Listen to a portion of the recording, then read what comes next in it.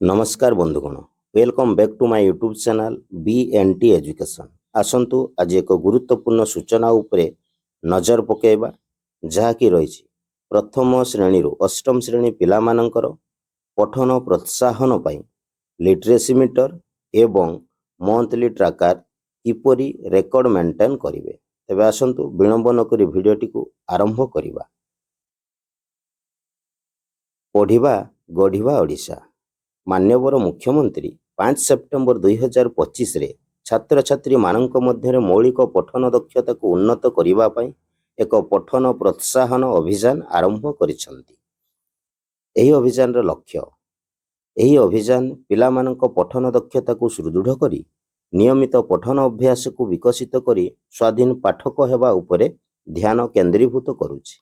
कार्यक्रमर अवधि एही कार्यक्रम सेप्टेम्बर 2025 रु मार्च 2026 पर्यंत समग्र राज्य रे समस्त सरकारी विद्यालय रे कार्यकारी हेबो, जहाँ शिशु बाटिका ठार अष्टम श्रेणी पर्यंत छात्र छात्री मानक अंतर्भुक्त कराजिवो।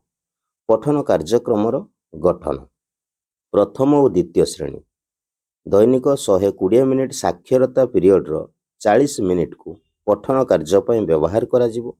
सोमवार, बुधवार और शुक्रवार दिन 40 मिनिट रो स्वतंत्र पठन कार्यक्रम हेबो। शनिवार शिशु सभा समय रे आलोचना भित्तिक पठन कार्य हेबो। तृतीय श्रेणी रु पंचम श्रेणी नियमित पाठागार अवधि रे पठन कार्य हेबो। शनिवार शिशु सेवा समय रे स्तर अनुसार पठन सामग्री व्यवहार करी पठन कार्य कराजिवो।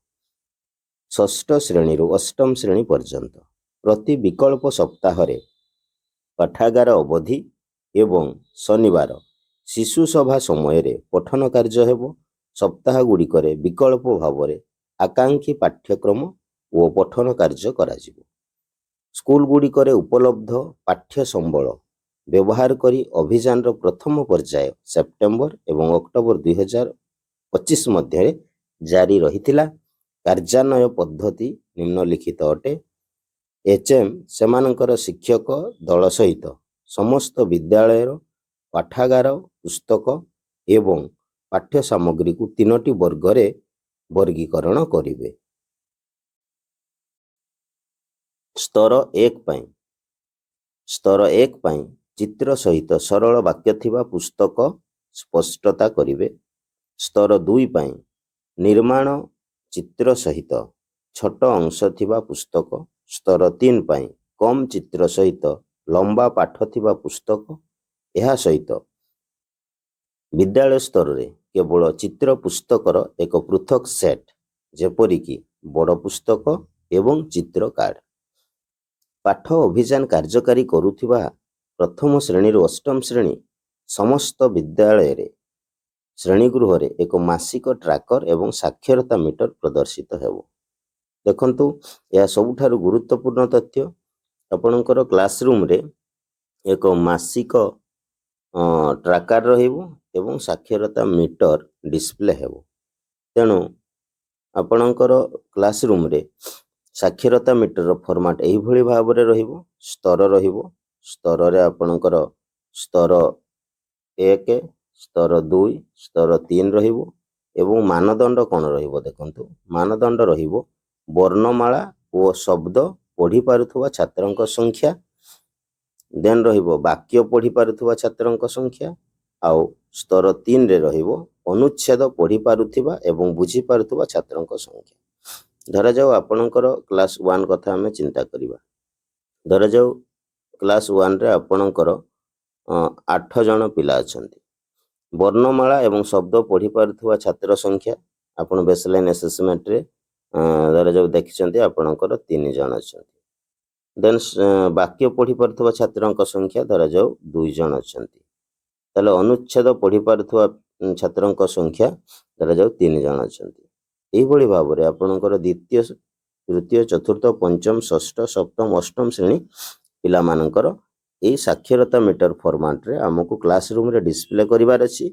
एवं आउ कोन करिवार अछि देखंतु एटा होछि आपनकर साक्षरता मीटर, किंतु एटा मने रखंतु प्रति मास चेंज हेबो। जदि आपनकर एटा अक्टोबर रे एई संख्या थिला ତାହେଲେ ଯେହେତୁ ଆପଣଙ୍କର ରିଡ଼ିଂ ଚାଲିଛି, ପଠନ କାର୍ଯ୍ୟକ୍ରମ ଅହରହ ଭାବରେ ଚାଲିଛି, ପିରିୟଡ଼ ଅନୁସାରେ ଚାଲିଛି, ଆପଣଙ୍କର 40 ମିନିଟ୍ ଅବଧି କେବେ ନା ସୋମବାର ଆଉ ବୁଧବାର ଶୁକ୍ରବାର ଦିନ ଚାଲିଛି। ତେଣୁ ପ୍ରତି ମାସ କ'ଣ ହେବ, ଏଇ ସଂଖ୍ୟାଟା ଆପଣଙ୍କର ଚେଞ୍ଜ ହେବ। ତେଣୁ ପ୍ରତି ମାସ ୟା ପାଇଁ ଗୋଟେ ଫର୍ମାଟ୍ ତିଆରି କରିବାକୁ ଅଛି ଏବଂ ଆମକୁ ଡିସପ୍ଲେ କରିବାର ଅଛି। ସାକ୍ଷରତା ମିଟର ଧରାଯାଉ ଏଠି ଲେଖିଦେଲେ ଆପଣଙ୍କର କେଉଁ ମାସ ପାଇଁ, ଏଇଟା ଆପଣଙ୍କର ଧରାଯାଉ ଅକ୍ଟୋବର ମାସ ପାଇଁ। ଦେନ୍ ନଭେମ୍ବର ମାସରେ ପୁଣି ପିଲାମାନଙ୍କର ଆସେସମେଣ୍ଟ କରି ଆପଣମାନେ ଦେଖିବେ ଆପଣଙ୍କର ସଂଖ୍ୟା ସେଇ କନଷ୍ଟାଣ୍ଟ ଅଛି କି ଚେଞ୍ଜ ହେଉଛି। ଯଦି ଚେଞ୍ଜ ହେଉଛି ପୁଣି ତାକୁ ଚେଞ୍ଜ କରିବେ। ଚେଞ୍ଜ ନହେଲେ ମଧ୍ୟ ଆପଣଙ୍କର ପ୍ରତି ମାସ ଆମକୁ ଏଇ ରେକର୍ଡଟା ମେଣ୍ଟେନ୍ କରିବାର ଅଛି ଏବଂ ମନ୍ଥଲି ଏଇ ସାକ୍ଷରତା ମିଟରଟିକୁ ଆମକୁ କ'ଣ କରିବାର ଅଛି ନା ପ୍ରତି ମାସ ଆକୁ କ୍ଲାସ ରୁମ୍ରେ ଆମର ଡିସପ୍ଲେ କରିବାର ଅଛି। ଇଏ ହେଉଛି ଆପଣଙ୍କର ଲିଟରେସି ମିଟରର ଫର୍ମାଟ୍ ବା ସାକ୍ଷରତା ମିଟର। ଦେନ୍ ଆସନ୍ତୁ ଜାଣିବା ମନ୍ଥଲି ଟ୍ରାକର ଆମେ କେମିତି କରିବା। ମନ୍ଥଲି ଟ୍ରାକର ମଧ୍ୟ ଆପଣଙ୍କର ଅକ୍ଟୋବର ମାସ ପାଇଁ ଅଲଗା ହେବ, ନଭେମ୍ବର ମାସ ପାଇଁ ଅଲଗା ହେବ, ଏମିତି ଆପ ଟୁ ଆପଣଙ୍କର ମାର୍ଚ୍ଚ 2025 ପର୍ଯ୍ୟନ୍ତ ପ୍ରତି ମାସ ମନ୍ଥଲି ଟ୍ରାକର ହେବ। ତେଣୁ ମନ୍ଥଲି ଟ୍ରାକର ଉପରେ ଯଦି ନଜର ପକାଇବା, ଦେଖନ୍ତୁ ମନ୍ଥଲି ଟ୍ରାକରରେ କ'ଣ କଲମ ରହିବ ନା ପ୍ରଥମେ ରହିବ ଦେଖନ୍ତୁ ମନ୍ଥଲି ଟ୍ରାକରରେ କ୍ରମିକ ନମ୍ବର ରହିବ 1 2 3 ଏମିତି ଆପଣଙ୍କର ରହିବ। ଯେତେ ଜଣ ପିଲା ଅଛନ୍ତି ଆପଣଙ୍କର ପ୍ରଥମ ଶ୍ରେଣୀରୁ ଅଷ୍ଟମ ଶ୍ରେଣୀ ଯେତେ ଜଣ ପିଲା ଅଛନ୍ତି ସେମାନଙ୍କର ସିରିଏଲ ନମ୍ବର ରହିବ। ଦେନ୍ ତାଙ୍କର ଆପଣଙ୍କର କ'ଣ ରହିବ, ଦେନ୍ ସେଇ ପିଲାମାନଙ୍କର 2 ନମ୍ବର କଲମରେ ସେଇ ପିଲାମାନଙ୍କର ନାମ ରହିବ, ଛାତ୍ରଛାତ୍ରୀଙ୍କର ନାମ। ତାପରେ ପୁସ୍ତକର ସ୍ତର, ସେମାନେ କେଉଁ ସ୍ତରର ପୁସ୍ତକ ବ୍ୟବହାର କରୁଛନ୍ତି, ସ୍ତର 1 ନା ସ୍ତର 2 ନା ସ୍ତର 3। ଏବଂ ଏଇ ଯେଉଁ ପଠନ ପାଇଁ ସମୟ ଅତିବାହିତ, କେତେ ସମୟ ସେମାନେ ପଢ଼ିବା ପାଇଁ ନେଉଛନ୍ତି, 25 ମିନିଟ୍ ଇଣ୍ଡିଭିଜୁଆଲ ପିଲା ପାଇଁ ନା 30 ମିନିଟ୍। ପଠନ ପୃଷ୍ଠା, ସେ କେତେ ପୃଷ୍ଠା ପଢ଼ିଛନ୍ତି। ସହଭାଗୀ ପଠନ ସହଭାଗୀ ଅର୍ଥାତ୍ ସେଇ ପିଲାଙ୍କ ସହିତ ଆଉ କିଏ ପଢ଼ୁଛନ୍ତି, ପଠନ ସହଭାଗୀ।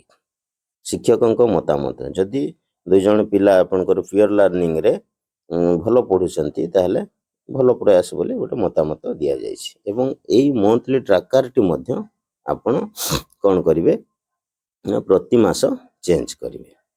ଇଏ ଥିଲା ଆପଣଙ୍କର ଗୁରୁତ୍ୱପୂର୍ଣ୍ଣ ସୂଚନା, ଯାହାକି ମନ୍ଥଲି ଟ୍ରାକର। ଦେନ୍ ବେସଲାଇନ୍ ଆସେସମେଣ୍ଟ ତ ଆପଣମାନେ କରିଛନ୍ତି, ଯାହାକି ଆପଣଙ୍କର ସେପ୍ଟେମ୍ବର ମାସରେ ସାରିଛନ୍ତି। ତେଣୁ ବେସଲାଇନ୍ ଆସେସମେଣ୍ଟ ମାନେ ଆପଣମାନେ ଶିଶୁ ବାଟିକାର କୌଣସି ମୂଲ୍ୟାଙ୍କନ କରିନାହାନ୍ତି, ପିଲାମାନଙ୍କୁ କେବଳ ଚିତ୍ର ପୋଷ୍ଟର ପର୍ଯ୍ୟବେକ୍ଷଣ କରିବାକୁ ଏବଂ ସେମାନଙ୍କର ସହକର୍ମୀ ଆଉ ଶିକ୍ଷକଙ୍କ ସହିତ କ'ଣ ଦେଖନ୍ତି ସେ ବିଷୟରେ ତାଙ୍କୁ ଉତ୍ସାହିତ କରାଯିବ। ଆଉ ଶିକ୍ଷକମାନେ ଆପଣଙ୍କର ପାଠ୍ୟ ସାମଗ୍ରୀକୁ ଗ୍ରେଡ୍ କରିଛନ୍ତି। ସ୍ତର 1 ପାଇଁ ଗ୍ରେଡ୍ ସାମଗ୍ରୀ ଆଉ ସ୍ତର 2 ପାଇଁ ଗ୍ରେଡେଡ୍ ସାମଗ୍ରୀ, ସ୍ତର 3 ପାଇଁ ଗ୍ରେଡେଡ୍ ସାମଗ୍ରୀର ଆପଣ ପୂର୍ବରୁ ଲିଷ୍ଟ କରିଛନ୍ତି। ଯେମିତି ସ୍ତର 1 ପିଲାକୁ ତାପରେ କ'ଣ କରିବେ, ପଠନ ସାଥୀ ସ୍ଥିର କରିଛନ୍ତି। ପଠନ ସାଥୀ ବା ସହଭାଗୀ ପଠନ ବେଳେ ମନେ ରଖିବେ ଯେ ସ୍ତର 1 ପିଲାକୁ ସ୍ତର 3 ପିଲା ସହିତ ବା ସ୍ତର 1 ପିଲାକୁ ଆପଣ ସ୍ତର 2 ସହିତ ମଧ୍ୟ ଯୋଡ଼ି ପାରିବେ। ତେଣୁ ପାଠ ଅଭିଯାନକୁ ସମର୍ଥନ କରିବା ପାଇଁ ଉପଯୁକ୍ତ ଗ୍ରେଡ୍ ସ୍ତରୀୟ ପାଠକ ଏବଂ ଅନ୍ୟାନ୍ୟ TLM ପ୍ରସ୍ତୁତ କରିବାକୁ ଶିକ୍ଷକମାନଙ୍କୁ ଉତ୍ସାହିତ କରାଯାଉଛି। ଯେମିତି ଆପଣଙ୍କର ଚିତ୍ର ପୋଷ୍ଟର ରହିଛି, ଚାର୍ଟ ପେପର ରହିଛି, ଏସବୁ ରହିଛି। ତେଣୁ ପଢ଼ିବା ଗଢ଼ିବା ଓଡ଼ିଶା ମାଧ୍ୟମରେ ଆପଣଙ୍କର ଇଏ ଥିଲା ଏକ ଗୁରୁତ୍ୱପୂର୍ଣ୍ଣ ସୂଚନା, ଯାହାକି ମନ୍ଥଲି ଟ୍ରାକର ଏବଂ ସାକ୍ଷରତା ମିଟର। ଦୀର୍ଘ ସମୟ ଧରି ଆପଣମାନେ ମୋ BNT ଏଜୁକେସନ୍ ସହିତ ଜଡ଼ିତ ଥିବାରୁ ଆପଣମାନଙ୍କୁ ବହୁତ ବହୁତ ଧନ୍ୟବାଦ। ପୁଣି ଦେଖା ହେବ ଅନ୍ୟ ଏକ ଭିଡ଼ିଓରେ, ସେତେବେଳେ ପର୍ଯ୍ୟନ୍ତ ବିଦାୟ। ଜୟ ଜଗନ୍ନାଥ, ନମସ୍କାର।